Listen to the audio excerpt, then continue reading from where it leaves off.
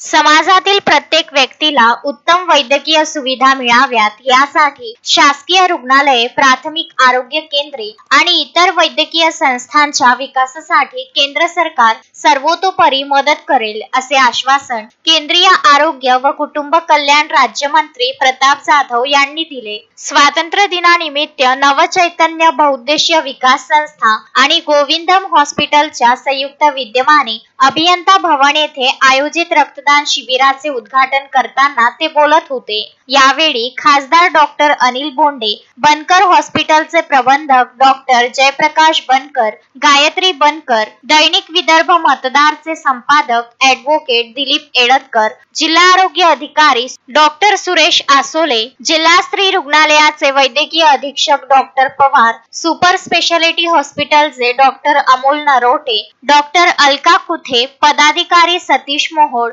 अरुण पडोळे, श्याम देशमुख आदी उपस्थित होते। यावेळी त्यांनी रक्तदान हे श्रेष्ठदान असल्याचे सांगत प्रत्येक नागरिकाने देशाच्या विकासासाठी योगदान देण्याचे आवाहन केले।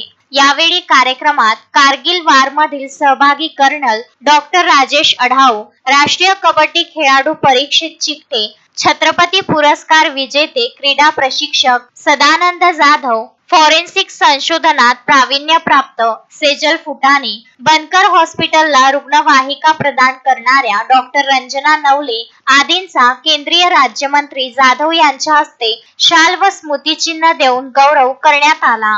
कार्यक्रमाला वैद्यकीय क्षेत्रातील डॉक्टर्स व अन्य गणमान्य व्यक्ती, नागरिक मोठ्या संख्येने उपस्थित होते।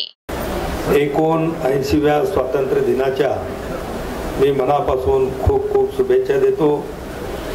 आज या ठिकाणी नवचैतन्य बहुउद्देशीय विकास संस्था, तारांगण नगर अमरावती व डॉक्टर बनकर यांचे गोविंदम हॉस्पिटल यांच्या संयुक्त विद्यमानाने भव्य रक्तदान शिबिर आणि सत्कार समारंभाचा कार्यक्रम या ठिकाणी संपन्न होत आहे। म्हणजे आजचा दिवस हा आपल्या सगळ्यांसाठी अतिशय एक आनंदाचा दिवस असतो।